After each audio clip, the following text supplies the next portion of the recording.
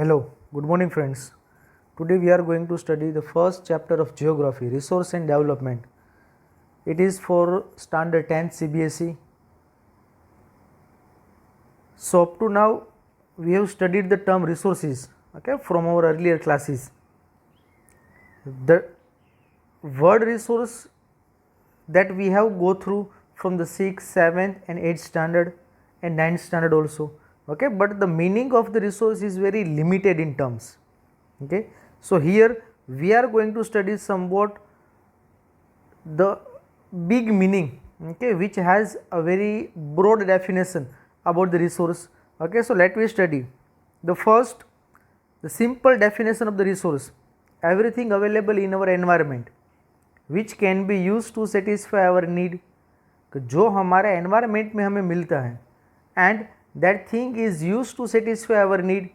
For example, we are thirsty, we want to drink water, so water is become the resource for us, okay. तो जो भी हमें environment में से मिलता है और हमारी नीड को सेटिस्फाइड करता है, दैट इज कॉल्ड रिसोर्स. ये हमने 8th तक 9th तक स्टडी किया था, बट अभी हम लोग यहाँ पे 10th स्टैंडर्ड में हैं and as you know that it is a year of board, okay. तो यहाँ पे हम लोग डेफिनेशन को थोड़ा और ब्रॉडर करके उसको अंडरस्टैंड करेंगे, तो जिसके अंदर मेनली 3 थिंग्स दी गई हैं. जो पहले की डेफिनेशन थी 9th तक की, वहाँ तक यहाँ पे हमारा सेम टू सेम ही है, that everything available in our environment which can be use to satisfy our needs, okay. But थोड़ा सा ऐड किया गया the thing which is technologically accessible. Technologically accessible in the sense कि चलो भाई environment में तो है, बट हमारे पास ऐसी टेक्नोलॉजी भी होनी चाहिए कि हम उसको एक्सेस कर पाएँ. For example, some resources which lies in the bed of ocean, okay, ocean के बेड में, तो वहाँ से वो रिसोर्स को निकालने का खर्चा या वो रिसोर्स को निकालने की technology we do not have. तो जो ओशन के बेड में है, that can never be a resource for us. तो वो हमारे लिए कभी भी रिसोर्स बनेगा नहीं. तो पहले तो वही चीज़ रिसोर्स बन पाएगी that can be, that is a technologically accessible, कि उसको रिसोर्स में कन्वर्ट करने की टेक्नोलॉजी है वो हमारे पास होनी चाहिए. Then after economically feasible. Economically feasible in the sense economically वो हमें अफोर्डेबल होनी चाहिए. कभी जो मैंने आपको ओशन का एग्जांपल दिया, ओशन में से फॉर एग्जांपल कि उसके बेड में से हमें पेट्रोलियम निकालना है, बट वो 1 लीटर पेट्रोलियम निकालने का खर्चा है वो बहुत ही ज़्यादा हो जाता है, ओके, जो हमें अफोर्डेबल नहीं, हम अफोर्ड नहीं कर पाते, ओके. तो वो भी हमारे लिए रिसोर्स हो पाएगा नहीं. कि हमारे पास चलो टेक्नोलॉजी भी है कि हम लोग ओशन के बेड में से रिसोर्स निकालेंगे, ओके, बट वो रिसोर्स निकालने का खर्चा है वो बहुत ही ज़्यादा है, ओके. तो दूसरी चीज़ कि वही चीज़ रिसोर्स हमारे लिए हो सकती हैं जो एनवायरनमेंट में अवेलेबल है और जो हमारे नीड को सेटिस्फाई कर पाए, जो इकोनॉमिकली फिजिबल भी होनी चाहिए. एंड लास्ट में that can be culturally acceptable. वो हमारे लिए कल्चरल एक्सेप्टेबल होनी चाहिए, ओके. फॉर एग्जांपल कि चलो भाई आपको वाइन पीना है and you made a wine from grapes में से आपने वाइन बना लिया, but will your parents allow you to drink wine at your home. क्या हमारा कल्चर एक्सेप्ट करेगा उसको? तो कि नहीं, ओके. तो वो कल्चरली एक्सेप्टेबल भी होने चाहिए. तो यहाँ पे रिसोर्स में हमारे पास मेनली 3 वर्ड्स आए: technologically accessible, economically feasible and culturally acceptable can be term as resource, जिसको हम लोग रिसोर्स बोलते हैं. फिर से पूरी डेफिनेशन को एक बार हम लोग यहाँ पे समझ लेते हैं. Resource mean everything available in our environment which can be use to satisfy our need. It is technologically accessible, economically feasible, culturally acceptable, can be termed as resource, जिसको हम लोग रिसोर्स बोलते हैं. आई डोंट थिंक यहाँ पे आपको कोई problem होगी. अभी हम लोग आगे बढ़ते हैं. तो रिसोर्स वो रिसोर्स हमारे लिए बनेगा कैसे? तो हमें एक यहाँ पे छोटा सा डायग्राम दिया हुआ है, ओके, जहाँ पे एक ट्रायंगुलर शेप का, जहाँ पे एक फिजिकल एनवायरनमेंट है. Physical environment in the sense जो माउंटेन है, लैंड है, प्लेन है, प्लेटू हैं, okay, that is physical environment in the sense our nature, okay.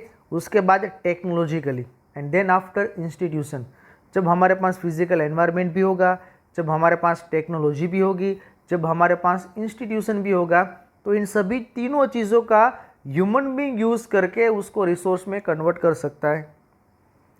तो कोई भी चीज़ को रिसोर्स में कन्वर्ट करने के लिए एक तो नेचर भी होना चाहिए, टेक्नोलॉजी भी होनी चाहिए एंड इंस्टीट्यूशंस भी होने चाहिए। Then classification of resources. Okay, तो first of all resource can be classified in two ways. Okay, एक तो नेचुरल और दूसरा ह्यूमन रिसोर्स। तो पहले नेचुरल के अंदर रिन्यूएबल एंड नॉन रिन्यूएबल। तो renewable in the sense continuous और फ्लो। ओके, जैसे कि विंड है, वाटर है, ओके, ये कंटिन्यूस है। ओके, सो रिन्यूएबल के अंदर कंटिन्यूस और flow and biological. Biological in the sense natural vegetation जैसे कि फॉरेस्ट है, and wildlife in the sense animal. Okay, then non renewable. Non renewable के अंदर recyclable and non recyclable. Okay, for example metal is recyclable. You have any vessel of metal, okay, when the vessel is useless for you, you can send it in scrap, okay, and you can mold it again and give another shape, okay। तो metal हम में से कोई भी उसको recycle कर सकते, but fossil fuels are not recyclable. जैसे कि मेरे पास 1 लीटर पेट्रोल है, मैंने 1 लीटर पेट्रोल का यूज़ कर लिया तो फिर से मैं 1 लीटर पेट्रोल मुझे मिलेगा नहीं। Okay, then human. Okay, human in the sense structures in the institutions, वो भी रिसोर्सेज हैं। अगर स्ट्रक्चर्स नहीं होंगे, इंस्टीट्यूशंस नहीं होंगे तो उसको हम लोग मतलब उसके बिना कभी रिसोर्स फाइंड आउट करना पॉसिबल ही नहीं है। And quantity and quality. Okay, so that is a simple classification of resources. Then classification of resources based on the origin. ये हम लोग 6 और 7 से स्टडी करते आ ही रहे हैं। Okay, so based on origin, okay, so biotic and abiotic resources, okay, so biotic in the sense the anything we get from the biosphere in the sense कि जो लिविंग स्फीयर है जहाँ पे सभी लिविंग ऑर्गेनिज्म रहते हैं, okay, तो जो चीज़ें हमें बायोस्फीयर से अंदर से मिलती हैं एंड हैव अ लाइफ, और उसकी लाइफ होती है सच जैसे human being, flora, fauna, fisheries, life stock etcetera. Okay, इसको हम लोग बोलते हैं biotic resources. Okay, biotic and biosphere, जो चीज़ हमें बायोस्फीयर के अंदर से मिलती हैं, और बायोस्फीयर का मतलब क्या होता है कि जिसके अंदर लाइफ है।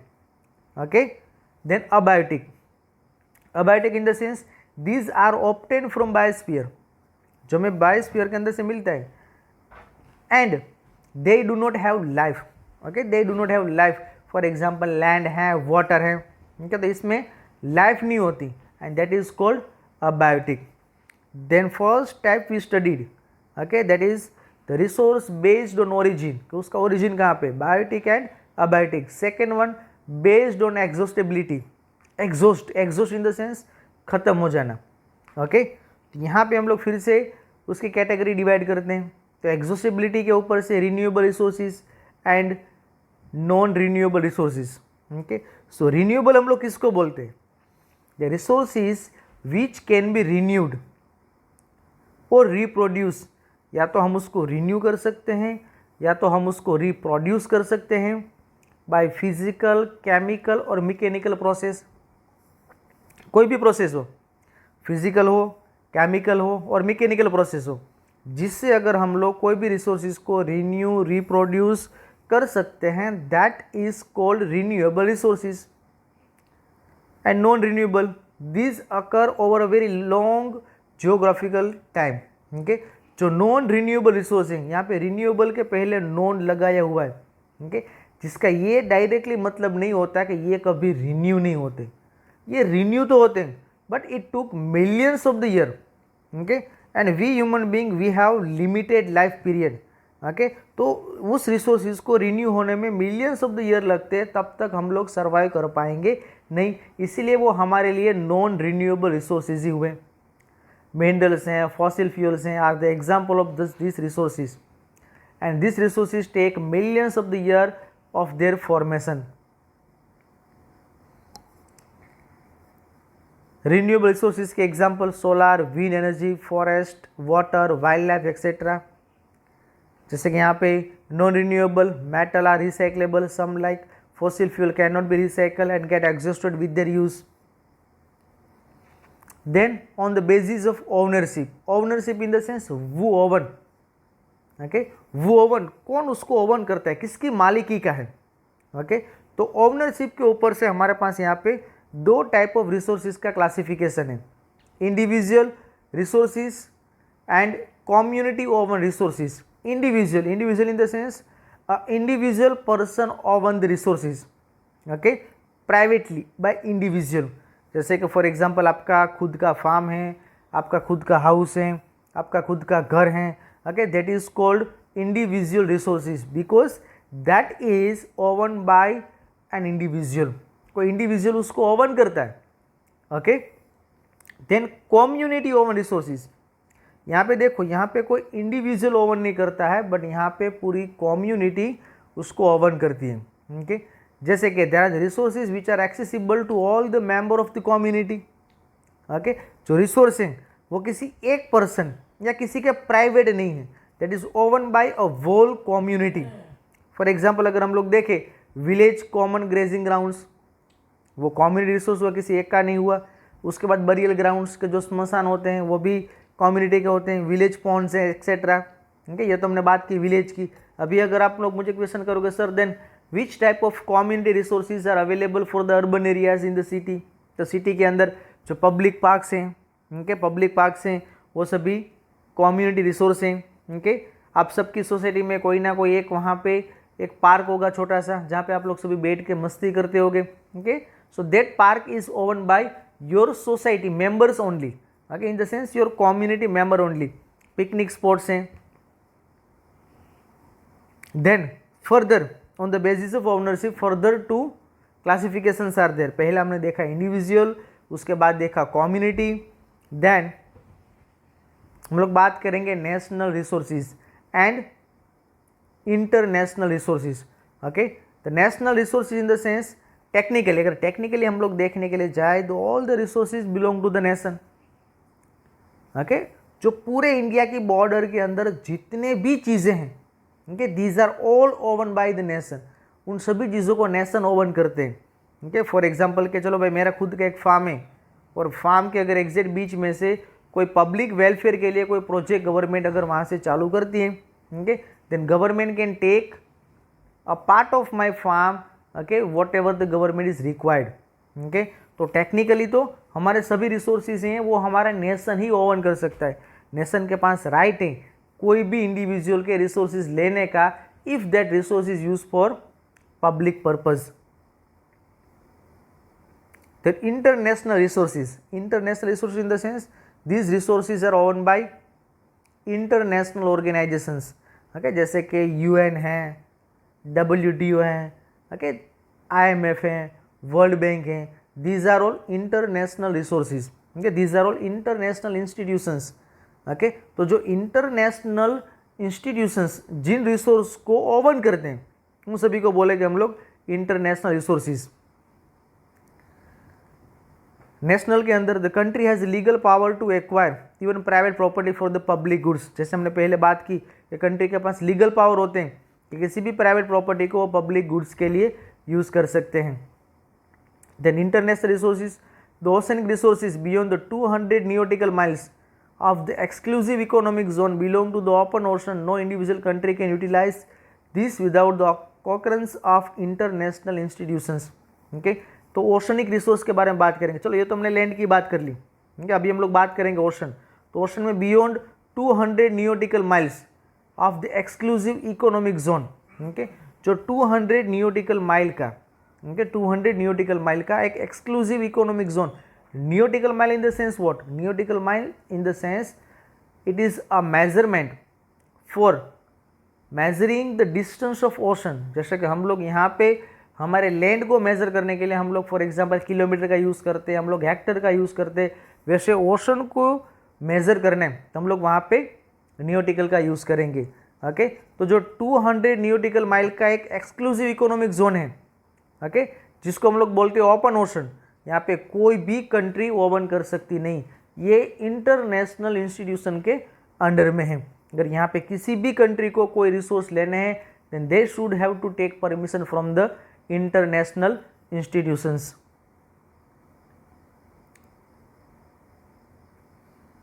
Then you might have seen roads, उसके हम लोग बात करें नेशनल की. You might have seen the roads, canal, railway being constructed on the field owned by the some individuals, okay. Then all minerals, water resources, forest, wildlife, land within the political boundaries, oceanic area up to the 12 nautical mile, मतलब जो हमारी coast line है, coast line से 12 nautical mile, okay, in the sense 22.2 kilometre, कि हम हमारी coast line से 22.2 kilometre तक ही हमारे कंट्री का रिसोर्स है। ओके, तो वहाँ तक हम लोग फिशरीज कर सकते हैं या कोई भी हम लोग ओशन के अंदर से रिसोर्स निकाल सकते हैं। Okay, so I hope that